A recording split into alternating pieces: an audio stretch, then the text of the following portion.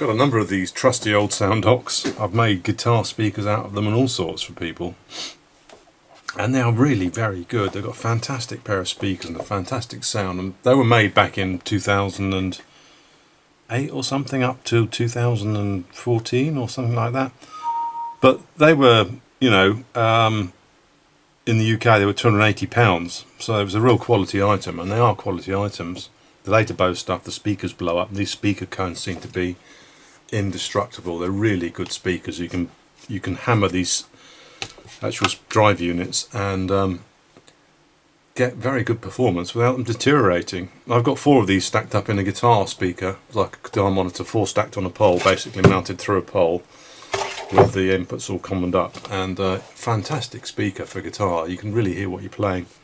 Anyway, so what was I saying? Yeah, anyway, so fantastic things. This is a one this is a development dock I've been playing around with. There's the IR sensor board that goes in there. In there is a Texas. Actually, the amplifier is capable of 100 watts RMS, proper watts. It's not being used today. It puts out about 30 watts, but the amplifier section is incredibly reliable. I mean, very good. I mean, I've repaired maybe, I'm not kidding, 5,000 of these docks over the years. They're less popular now, but they are so available, and there's so many in people's cupboards, and they sound so good that I thought, well, why waste it? In the base of this unit, we've got, what have we got? I've got a black moulding here. Look, here's the moulding that fits in. Yeah, look on the underside. Here's the moulding that fits in there, and then into there goes this fag packet size DSP sound processor, the Motorola Coldfire DSP processor in it. Sits in there. Then you've got your daughter board goes there, which had an iPod connector on it, and the base moulding.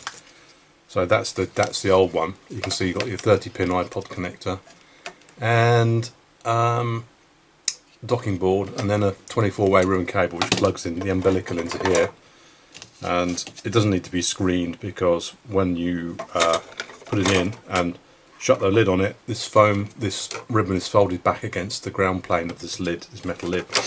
Anyway, so what have I been doing? Well, I thought, well, you know, it's such a good thing and so available. Why not design something to go in there? I've got a bit of spare time. I'll knock something up. So I did, and actually I'm quite pleased with it. I'll show it to you in a second.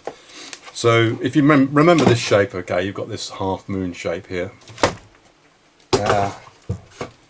So what I did, I got on the CAD and designed this board to go in. This should be inspired all you smoke channel viewers. You see we've got a Bluetooth module with our firmware in it, and power supply, USB fast charge socket, auxiliary in, skip back, pause play, skip forward, power and pairing button, and then obviously there's the original Bose up and down buttons. Okay, so that's the board I designed, and I've actually just fitted one to a dock. And this is a black front and a white dock. But you can see what we've got is that's the actual finished thing. You've got your indicator LEDs, the buttons, USB fast charge socket, and a USB auxiliary line in. And also I decided I put NFC pairing on. So I made up a board, this one, and you can see it's got the pairing antenna, balanced antenna done on the network analyzer. So we've got the 13.54 whatever it is megahertz antenna. You can see it glinting in the light there, that piece just by my thumb, and a pairing chip, an NFC memory chip stroke transponder chip, which communicates with the micro I've put on the board, and then you've got NFC pairing. So it's quite cool actually. So if I just plug it in, have I got some power here that we can use? Have I got some power? Power. Kingdom for a power plug. Seem to have lost it. So it's got multi-band dynamic range compression built into the new Bluetooth chip. It's a very good Bluetooth chip. It sounds great. Okay, so I'm driving from a Samsung at the moment. But if I just unpair it, if I go into my Samsung and unpair it, so remove, forget, hold on. So you can see the BC20, the BC18 is another board which I've just done, but the BC20 is not in this list. Okay, this is an Android phone. So if we go back onto the unit is turned off, and I'm just locking my phone now. So you walk into a room and the unit is off, it's not powered up, it's automatically powers down after 5 minutes. So there's no streaming, no aux playing, the unit powers down to save power, but the USB charge socket continues to work. And so you walk in, you unlock your phone, and you just put your phone on here.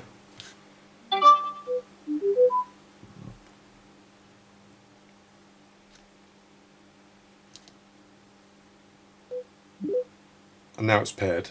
Okay, so now we can just play some music just to prove it.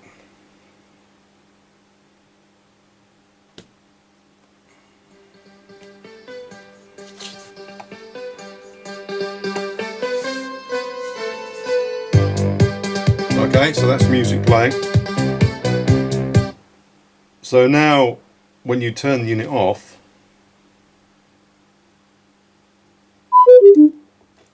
it'll automatically switch off, but as soon as I turn it back on again, it will regroup with my phone. Okay, so that second beep was the reconnection to my phone. If I turn it off again, that would turn off automatically after 5 minutes. If I just go NFC, I unlock the phone, put it on there, it's connected, and now I can play.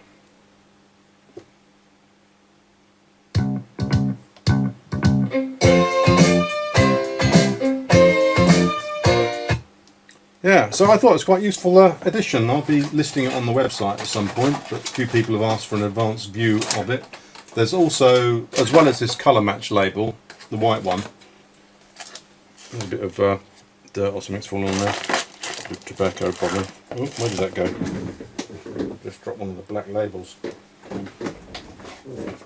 Yeah, well, as well as one for the white dot, we've got a black label as well.